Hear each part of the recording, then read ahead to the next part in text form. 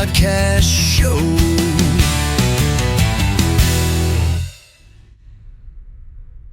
And welcome to the Rich Myers podcast show. I'm here today with Katie Reynolds. Yeah, Runnels. Okay. Some people say Runnels, some people say Reynolds, some people say, but I tell people it's like saying tunnels, but like a tunnel, but with an R. Runnels. Okay. How you been? I've been doing pretty well, surviving life. Just, it's quite incredible that I don't know, still exist on this planet. So, Okay. I mean, sometimes I forget to eat, so I'm just grateful to still be here, considering I forget, I'm just kind of like sometimes one day at a time, sometimes 1 minute at a time, like when I can't find my keys, but, or I triple book, and I forget that I make one plan with one person and another plan with another person, and I forget to put one of them in my calendar, and then I have to cancel on one of them, and that's a bummer, but I'm trying to get better about that. Okay. I listened to your track, Imperfect Beauty. Yeah. Did you like it? Yes, it was pretty awesome. Pretty awesome? What did you like about it? I'm just curious. I'm going to interview you now. It's kind of different, but it's more like a love song. Kind of, yeah. That's how it was written. It was written as a love song, but when I wrote it over 20 years ago. I think I wrote it in 2004. And when I finally started to record it recently, I had more of the intention of just like, yes, it's more just about the idea of how we're all imperfect, and it's okay, and it's beautiful, and like we all have scars and we all have things, but it's not, we all have flaws, but it's something to not I don't know, not to shame, or it's just something that we should all embrace our imperfections. And it's based on, I wrote the song and then I was looking up, I remember Googling it once years ago, Imperfect Beauty, and all this stuff came up. This was like 20 years ago. All this stuff came up about, online about the Japanese philosophy called wabi-sabi, and it's actually imperfect beauty. It's like where pottery and art is made from things that have been broken, and so like a piece of pottery, for example, will be filled with gold. Yes, yeah. Mm-hmm. Yeah, I know. So I learned about that a long time ago. We're gonna play your song. Oh, you're gonna play it? Okay. Yes. Cool. You are not perfect. You do not hang stars. You did not walk on water. I see all your scars.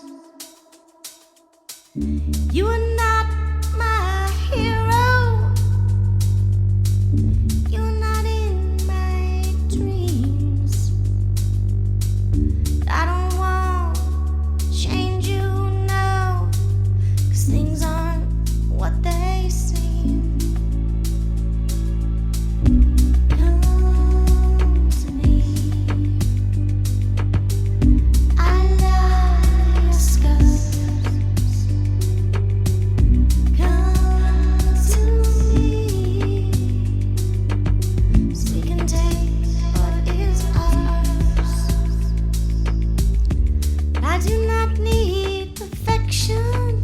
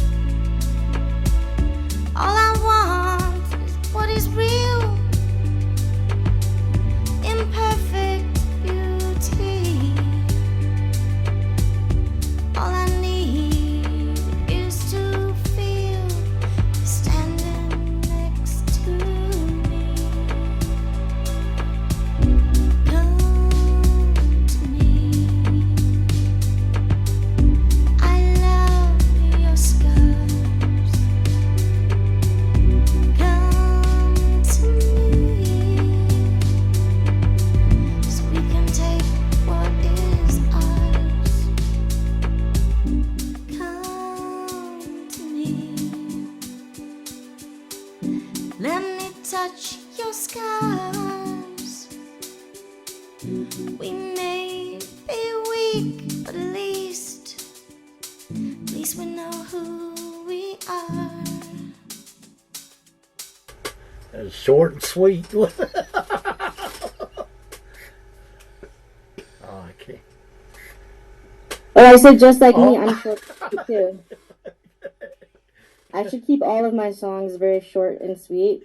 I think if I adopted that mentality in all of my communication, most people in my life would be very grateful if I kept things short and sweet.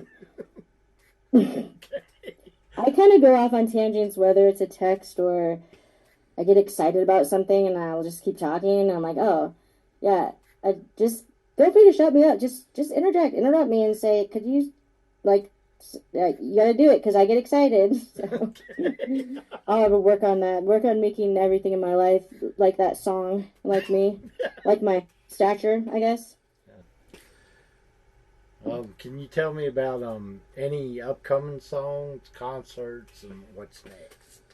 What's next? Okay, that's an awesome question. So I'm based in Arizona, by the way. I live in Flagstaff, and I'm in Sedona right now. And I was recording today. The next song I'm going to release is called Stolen Love. And so I was working on that today at Le Fay Studio in Sedona. And so I'm going to try and have that done by the end of September.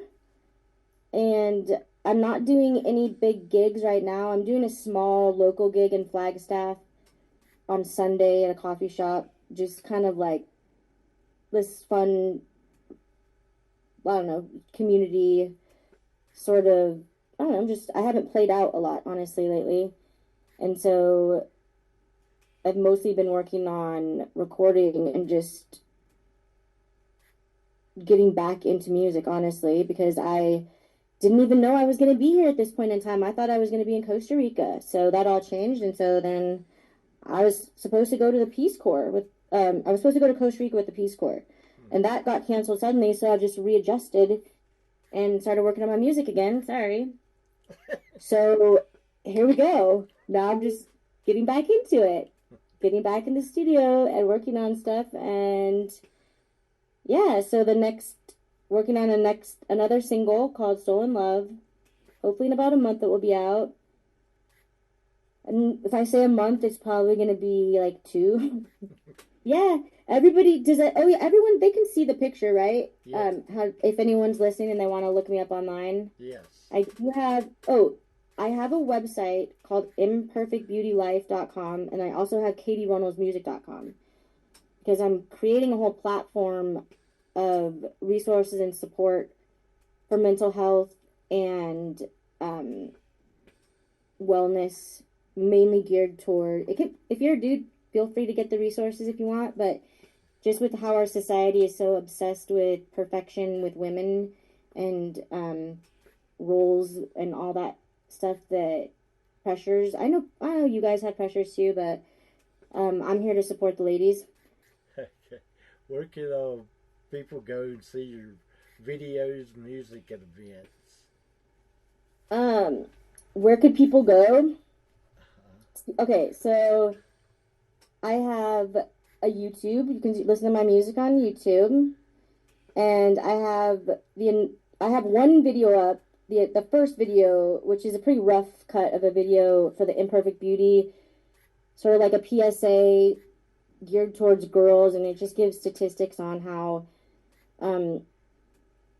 girls and women struggle a lot more with anxiety and self-harm in our society right now, especially due to social media.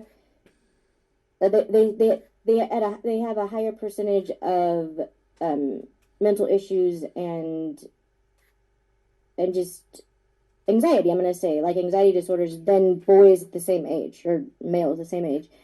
And so there aren't a ton of statistics on that, but I'm working with a label, like a marketing and music label based out of New York City, and we're working on some agreements with NAMI, so I'm hoping to partner with them and another artist right now. It's like everything's kind of in the works. And so I made a book, a notebook, and you can buy it on Amazon. And it's just a fun, like, journal that it's called A Safe Place for Your Angry Thoughts, because I think anger, there's a stigma around anger, yeah, there are people who get angry over stupid stuff, right? And they should go to anger management classes, but most likely they're there because the emotion itself wasn't honored when they were younger.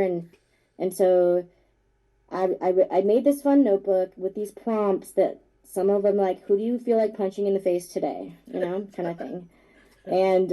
And everything that crossed my mind in real life, I just started writing down. And I was like, I'm going to make a notebook called A Safe Place for Your Angry Thoughts.